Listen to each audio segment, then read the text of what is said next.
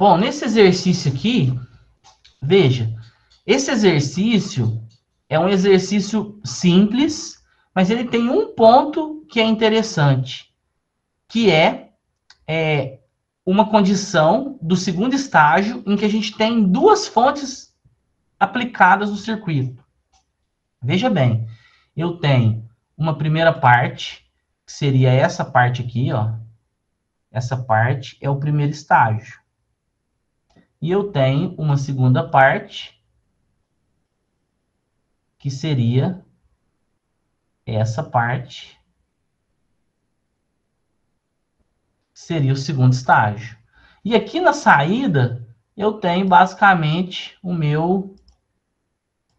a minha carga. Só que aqui a carga ela foi representada, né, por 3 resistências. O exercício pediu a potência dissipada no resistor R6 e pediu a corrente no resistor R1. Certo? Então, eu tenho 3 partes. O meu circuito tem 3 partes. Beleza. Deixa eu desfazer aqui que é mais fácil. Então, o primeiro ponto aqui. Eu tenho duas fontes associadas. Essas duas fontes, ó, mais e menos, mais e menos. 5 e 3. Aí eu tenho que analisar, essas fontes estão em série ou estão em antissérie. Nesse caso, como a gente tem menos, mais, essas fontes estão em série.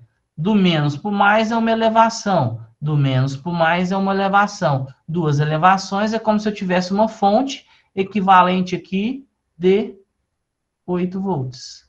Então, o primeiro ponto simples, né, é associar as fontes. Eu tenho uma fonte de 8 volts. Beleza, esses 8 volts eles estão aplicados aqui no primeiro estágio, ó, nesse ponto aqui, em relação à Terra. Então, tem 8 volts. Esse primeiro estágio aqui, eu tenho de cara, né? Eu vejo que há um buffer, um seguidor de tensão. A tensão de saída ela é totalmente realimentada na entrada inversora. Então, nesse ponto aqui, eu vou ter 8 volts. Beleza, até aí tranquilo, né? Nada de diferente. Só que agora, o que acontece? Eu tenho uma fonte de 8 e tenho uma fonte de 2. Aqui, ela não está desenhada como uma fonte, porque ela está sendo excursionada, né? Esse sinal está sendo excursionado pelo estágio 1. Mas aqui eu tenho uma fonte de 8, ó. Nesse ponto aqui. Eu poderia desenhar aqui, ó, uma bolinha aqui, ó, representando uma fonte de 8.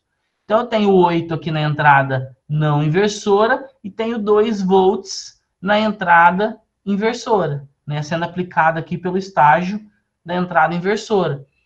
Agora, esse circuito ele é diferente dos outros, porque toda a análise que a gente fez foi considerando uma fonte. Aqui, ó, essas duas fontes que eu tenho aqui, ó, são fontes que estão associadas em série. Aqui tudo bem, tá simples. Mas, tirando o primeiro estágio, analisando só o segundo, eu tenho duas fontes aplicadas, uma na entrada não inversora e outra na entrada inversora. Então, nesse caso aqui, o que eu faço? A gente usa o teorema da superposição. Teorema da superposição a gente sempre vai usar para condições onde a gente tem mais de uma fonte. A gente pode usar o teorema lá para as topologias, para as configurações somador, né? Somador inversor e não inversor. Só que lá a gente matematiza e chega numa equação. E aí depois disso a gente usa essa equação. Só que aqui a gente tem duas fontes, uma de 8 e uma de 2. Aí o que eu faço? Eu tenho que lembrar que o teorema da superposição, o que ele diz? Ele diz para você fazer a análise da tensão de saída para a fonte 1, você soma com a análise que você faz da tensão de saída para a fonte 2. Daí, somando esses dois resultados, você tem a tensão de saída real. No caso, a tensão de saída aqui seria a tensão desse ponto aqui, ó, Vout. Então, eu faço uma análise dessa fonte, e aí o que eu faço? Eu venho aqui, ó, e curto-circuito essa fonte aqui. Então, eu vou analisar só essa fonte e vou ignorar essa. Quando é fonte de tensão, eu curto-circuito. Quando é fonte de corrente, eu abro. Nesse caso aqui, as duas fontes são de tensão. Então, eu vou analisar a fonte 1 e vou curto-circuitar a 2. Se eu curto-circuitar daqui para cá, veja, eu tenho terra aqui. Então, olhando para esse circuito, eu tenho 8 volts aplicado, né? Aqui eu tenho uma realimentação e aqui eu tenho um resistor por terra. Então, eu tenho um amplificador não inversor. Então, o Vout linha, ó, o Vout linha vai ser 8 vezes, que é a tensão 1 aqui, o ganho do amplificador não inversor. Qual que é o ganho do amplificador não inversor? 1 mais o resistor de realimentação, que é 30K, dividido pelo resistor R1, que é 10K. 30 dividido por 10. Então, 30 dividido por 10, 3 mais 1, 4. 4 vezes 8, 32. Então, o Vout linha vale 32 volts. E agora? Agora a análise é o contrário. Eu já analisei o Vout 1. Agora eu vou analisar o Vout 2. Vou pegar outra cor aqui. Agora o que eu vou fazer? Eu vou curto-circuitar essa fonte. É como se eu jogasse um terra aqui, né? Para expressar melhor, vamos imaginar que eu tivesse aqui, então, ela desenhada aqui. Ó, vou desenhar ela.